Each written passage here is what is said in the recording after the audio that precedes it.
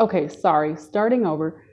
And I don't want to redo the whole thing. So I know this is so so ghetto.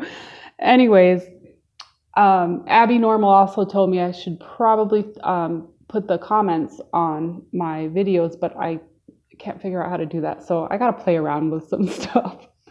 Anyways, I couldn't remember the name of aromatherapist. That's what I was trying to think of. And so let me continue on with what's in the box. And oh, my mom also makes this lip balm that has a slight tint to it, and it just I can't use a lot of chapsticks because it just makes my lips even worse. But this is amazing. I love it. I love the color. It feels so good. And I make these little tiny pieces of orgonite that are ones that you could keep in your pocket or in your purse.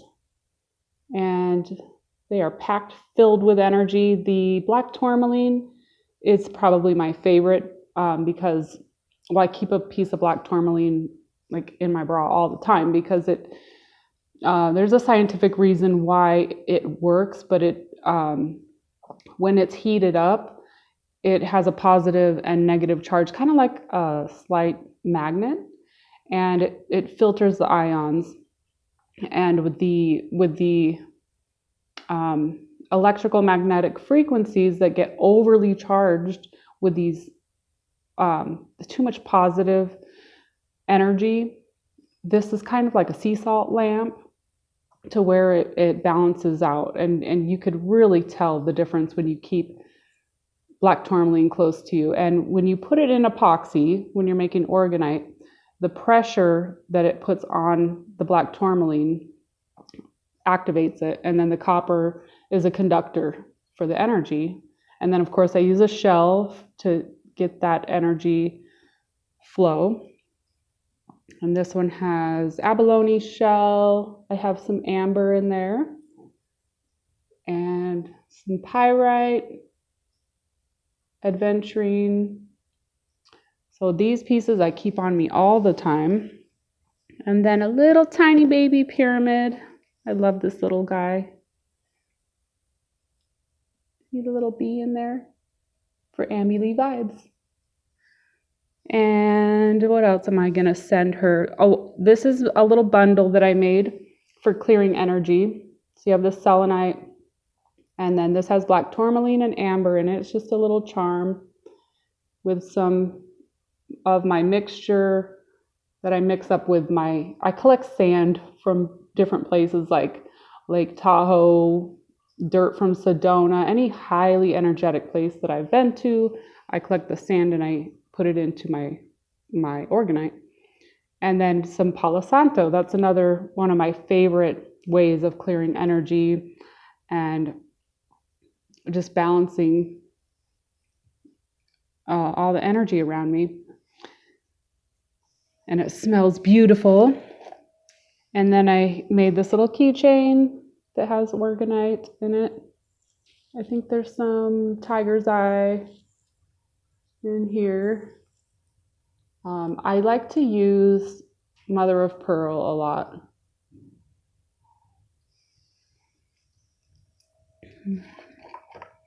And then my card.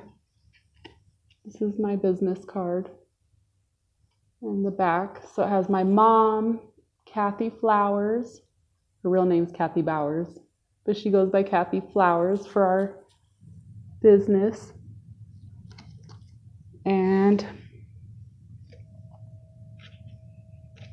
I don't know if I showed you, I make little affirmation cards, and they have on the back, you write your own affirmations on the back for all of my different pieces of jewelry and things. And then this cute little knitted bag, my mom likes to knit too, and you open it up. She's making me some crystal grid baggies too that are in the pattern of the flower of life. I'll show those in another video. But we have some soaps in here. This succulent soap is, oh, it smells so good. This is my favorite. And then we have some little bee soaps. Use this one. That one has a little bee on it. So that's going to Ascension Diaries. And so this is my little energy box. And it may look a little chaotic, but I do my energy clearing in a layered way. The way I envision it is more like a three-dimensional. So this is pointing north. And then I have all my little energy cards that I made on here. And I probably will do a whole new video on explaining how I do the energy work on my grids. So, oh yeah, and so I was going to talk a little bit more about me and how I came into energy work, I guess. Let's see, I don't know where to start. So I'm a clairsentient empath, and how I found out that I was after my Saturn return around 2008. I lost everything and went through a depression and had to figure out who I was. And I hate talking about this stuff, but I have to, I guess. I keep getting pulled to.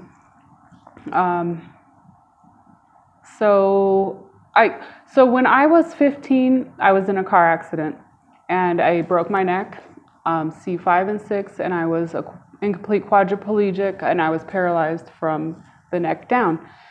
So I lived in the hospital for about 3 months and went to therapy for a year. And that's when I realized I wanted to be a therapist. I wanted to be a recreational therapist, but, I got into life and I got married. I had 3 kids, and years went by quickly. And then when the Saturn return happened, I thought, okay, and I need to pick myself up and go to school. And I looked into occupational therapy. And occupational therapy works more with the upper body, with activities of daily living. It has a lot to do with recreational therapy, but there's more options out there of where you can work, and you can work in pediatrics. I did hippotherapy for a while, where not real hippos, but horses. So it's like, I worked with upper body strengthening and input with sensory issues with the pediatrics. And I also I really wanted to work with spinal cord injury and traumatic brain injuries, because that's what got me into therapy. And so I started out with working at a trach and vent unit where there was a lot of car accidents there. And so in that facility, we had to work pretty closely with physical therapy and occupational therapy together. So occupational therapy would work with the upper body usually, and then physical therapy, lower body. And we'd have to work together in this facility because these patients, they were still hooked up to the trach, and they were just learning to sit up on the edge of the bed. So just sitting up for 5 minutes was such a workout for them. So it took a lot of our muscle strength too to get them sitting up. And a lot of times they would pass out. And so a lot of the physical therapists that I worked with started to realize that they would watch me and see that I would start to get dizzy before the patient would get dizzy, or before we knew what was going on, before they would end up passing out, because of a lot of them have issues with their regulating blood pressure and things. And so they got to the point where, or if my stomach would start hurting, all of a sudden they would throw up. And it was just like I knew before, and they couldn't talk to us, so we didn't know really what was going on, but my body would feel it.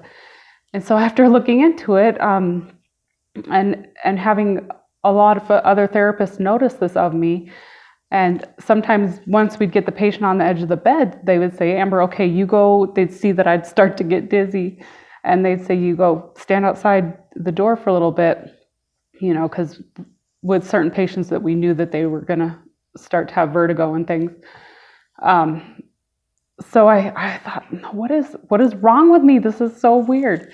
And so I found out what clairsentient was and what an empath was. And that's how I really started to realize that, I'm not some weirdo. I just have this ability that I think has made me struggle my whole life because I've had this and just not knowing what it was, or it's a real thing. And so now that I understand it more, I look at it as a gift, and I can use it to my advantage now. So that's kind of how I got into energy work. And so, yeah, that's a good start, I guess. And I'll make another video soon. So see you guys later. Bye.